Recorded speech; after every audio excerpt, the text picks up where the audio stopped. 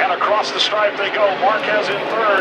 There's a definite gap between the first two bikes and the rest as they come around. Lorenzo sitting in fourth spot. And Alvaro Bautista on the Going Fun Honda number 19 rather, right there in fifth spot.